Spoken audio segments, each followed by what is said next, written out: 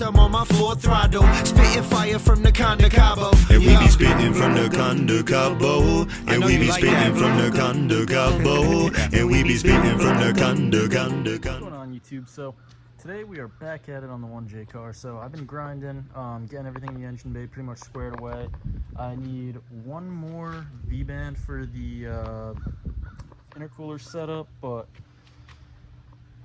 not gonna have that today. So it's gonna have a massive vacuum leak if I do get it to start, but I have everything else non-leaking set up. I do also need a longer vacuum hose for the fuel pressure regulator, or the like pulse thing that I used, because it's a radium top mount rail. But ECU has power. We're messing with all the settings again. I'm gonna flip the camera so I can show you what I'm trying to figure out. Depending on if you tune into the last 1JZ video, me and Brendan were messing around with the ECU, getting different things set up. So what I've been reading online is I probably have the triggers miscalibrated, which is getting a wrong crank signal, which is then messing with the injectors. I don't really know. I'm not a tuner, but under this engine specific manual, there is supposed to be 1JZ GTE non-VVTI money. So these are the different triggers that I'm gonna have to type in. I believe I'm gonna have to manually type them in. So put that in a little half window.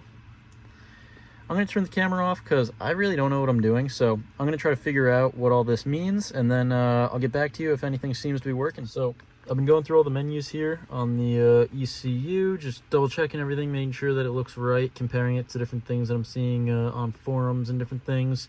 Looks like everything's getting pretty close. Alrighty, so I've been messing with all the menus here on the ECU, and I've gotten pretty much all the different fuel and different things set up to work once I have injector 4, 5, and 6 firing. But that seems to be our main issue. I have to get in contact with Wiring Specialties. I think they're on lunch break right now, so I'm probably gonna do the same, go make a little sandwich, see what's up. But I think injector 4, 5, and 6 are the only things holding this back from fire. I'm gonna give Wiring Specialties a call after lunchtime. I pretty much double checked all the different wires, made sure the pins looked nice and good on the ECU, because the injectors do ground from the ECU, and they also pull power from the ECU, obviously.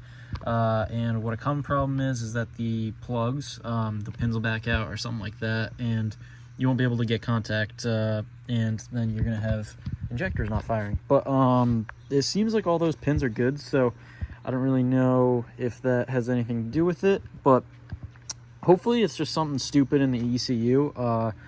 The guy on the phone was telling me, depending on whether it's a sequential, a semi-sequential, a direct, or like there's multiple ways of the injectors getting power.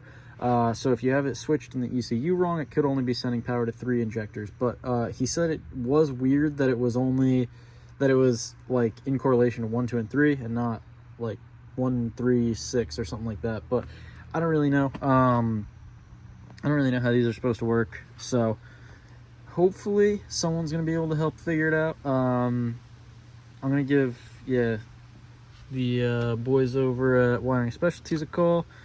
And the only other thing I noticed that's a little sketchy is down here I had a ground going to a plastic cover. So I know theoretically that bolt goes into metal, so the bolt should be grounding it out, but I'm probably gonna end up switching that just so that it's metal to metal, just so that can't be a potential. What's going on, everyone? So today we're back working on the 1J car.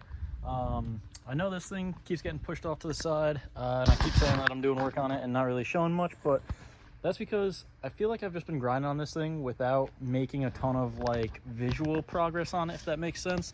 So I have pretty much everything wiring and vacuum related all set up and done. So now what I'm chasing is an issue where injector 4, 5, and 6 aren't getting power, or they aren't firing. So I mentioned this in the last video when I was talking about the e36 right at the end. So if you already listened to this, sorry, but so injector 4, 5, and 6 are not getting power on the ECU. Since I have a Link standalone ECU, you can test fire them, and 1, 2, and 3 firing perfect, 4, 5, 6 doing nothing. So what we're gonna do today is run to the store, grab a multimeter, and then we're gonna test for 12 volts at all the injector plugs while testing.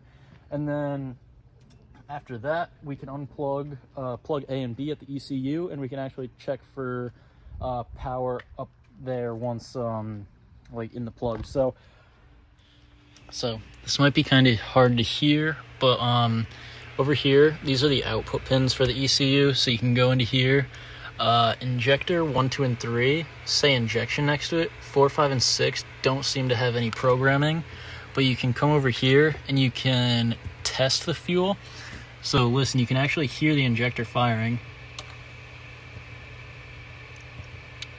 So I don't think it's an electrical issue now. I think it's more of an ECU problem. So not how I wanted to start the video, but now we're broken down on the side of the road in the 3. For some reason the car died and it won't start again. So I called AAA, gonna get it towed home. What's weird is I can kick the fuel pump on, but the starter completely went. So I can show you that real quick, but it's just spinning, so I can't even try to restart the car. I really don't know if it's just a starter problem or what. Yeah, but that's not doing anything. So waiting for AAA, should be here in like 20-30 minutes, and then we'll bring it home. And probably gonna end up dropping the transmission out of this car this week so that I can throw a new starter in and then do the rear main seal, the tail shaft seal, and the input shaft seal. But definitely not ideal, so gonna have to fix it up. All right, so Banana made it home from being broken down. We got Brennan here, got the computer hooked up, and we're gonna try to give it another test fire.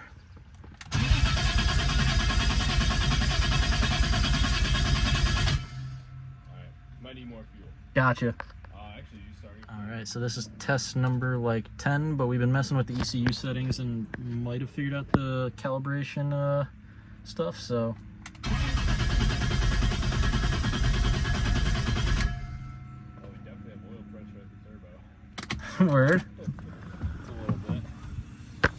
Oh, is it like squirting out? I can see it just like it starts to like bubble out. So after playing around with the ECU for a while, we figured out that it was actually set to semi-sequential, so it was only firing 3 injectors and 3 coil packs.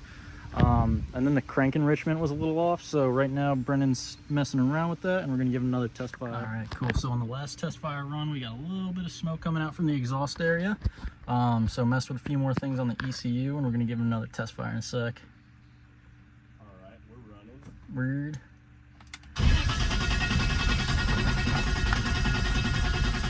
Messing around with the fuel a little bit. Let's see what happened. All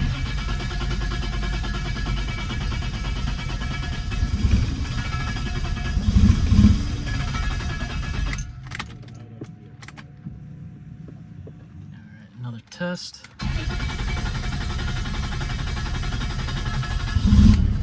Oh.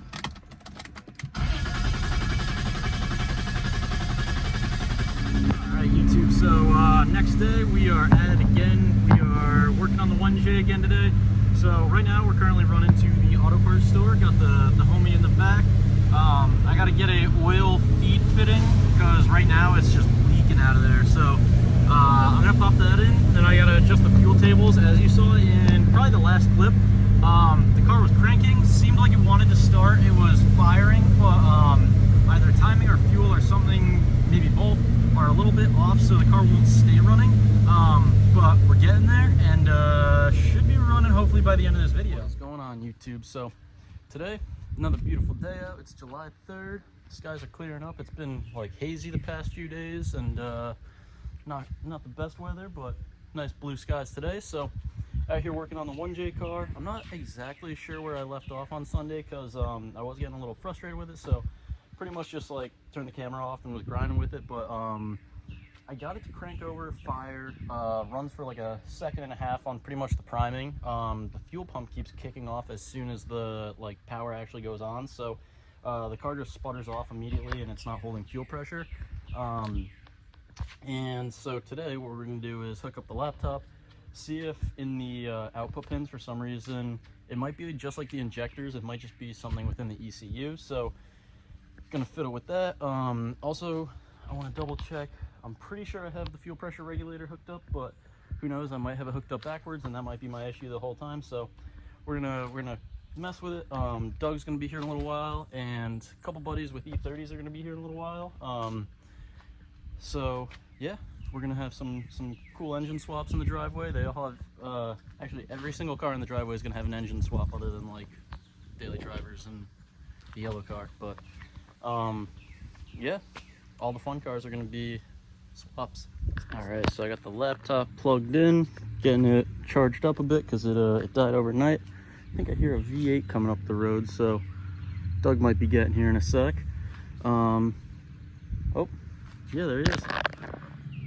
So yeah, we're gonna chip away at this thing. I'll give you an update once we have some clue on why it's dropping fuel pressure. And I'm gonna show his car real quick once he parks and we get situated. Alrighty, so this is Doug's S13 with a 1UZ swap. This is Doug. What's going on, everyone?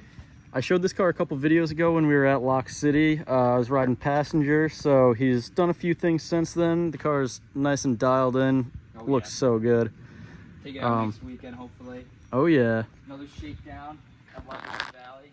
So it's got a 1UZ with it's Z32 trans. Yep, Z32 trans, 1UZ out of a SC400, I think like a 96 or something. Full standalone, Collins adapter kit, just I guess like the usual swap stuff. And what's the rear end in it? Just a stock rear end. Oh, nice. I'd like to get something with a little bit higher gear ratio because on the highway it's a little bit loud, and not loud, but it just revs a little bit high. So that's how the 444 was. It was like chilling at like $4 grand, doing like 70. That's where I'm at. I'd like something obviously a little bit fucking better, but because the car has so much power, it's not even like you need the low gearing on the highway. True. But yeah, it rips. Very, very happy with the swap so far. Was never a 1UZ guy, but now I definitely am a 1UZ guy. Yeah, after Carl's wagon, I feel like my thoughts on UZ drift cars have changed so much. Same here, bro. I was so skeptical when I picked up the motor. I was like, man, you know, this could like either be a really good idea or a really fucking bad idea. And it just seems like they're so deadbeat reliable, and like you just go out there, thrash it. It's a Toyota motor, so like, and it's NA, so you're not dealing with boost leaks and all that. You just have like a few vacuum lines and a simple V8. Literally, I think the only vacuum lines in this car are like the one to the fuel pressure regulator and the one to the MAF sensor, and that's literally it. Yeah, that's perfect. Yeah, dude, it's very, very basic, which is perfect for what I'm trying to do with it. Exactly what you want for a drift car. That's right. Sick. So we might go for a little ride along in this later. We'll see. But we're gonna keep chipping away at this. We're trying to figure out what the fuel pump settings mean, but the battery was very dead, so we're letting it charge up for a few before cranking because we don't want to just kill the battery and be sitting here for the whole day and waiting. So letting it get healthy for a little bit, and yeah, we'll see what's up. All right, and here we got another we got an E30 pulling up, little M60 swap in it. I'll have to get a video of that once it's up here. Yeah, this thing is sweet. It's fucking monster. Yeah, dude. It spins, dude. It spins good. I would not want to have to pull those headers out, that's for sure. No, I think you gotta pull the whole engine out, dude. Little M60 swap. It's pretty fucking messy. Like, at least all the shit's It looks. labeled right now. It doesn't look bad though, honestly. Well, Yeah, that makes looks it look super worse than clean. this. Is that stock? Like the oil filter? Yeah. Relocation? Like that's stock on these? Oil filter housing. I That's think so. crazy. Pretty sure. Whoever did it. Alrighty, so I'm not even sure what day this is in the video, probably like day 3 or 4, but we did not get the JZ to start the other day. It's definitely getting close, but right now what's happening is it's not holding fuel pressure, so I'm wondering if the gauge blew out or something, because no matter what we do, adjusted that screw a million ways. We switched the fuel lines just to make sure that I didn't have them switched up, and then yeah, nothing seems to be working. So I contacted Chase Bays. They said send them pictures and they're gonna help me out diagnose the issue. So I'm gonna go through this. Also just gonna double check, make sure it's not something dumb on my end. I don't know, maybe it's not set to hold fuel for some reason and it's not holding pressure. So gonna check that out and see if we can get it to hold constant fuel pressure, and then it should fire, because right now injectors are firing, we got spark, we got compression.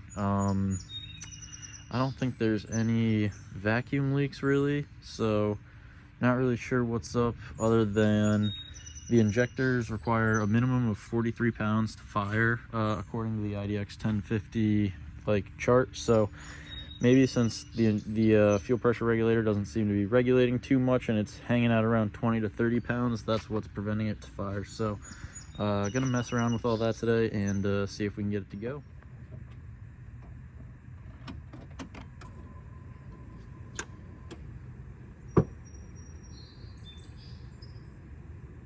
So I've been messing with it again. The fuel pressure regulator still seems to be acting pretty wonky, but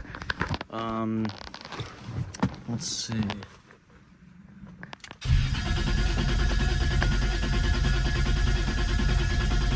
Alright, so while I was waiting for Chase Bays to get back to me, I hooked up the reservoir for the clutch and brakes, so now I'll be able to bleed all that once the time comes. But what they got back to me instead was take these 4 little Allen screws out and check the seal in here, and send them some pictures. So maybe the seal blew out while testing.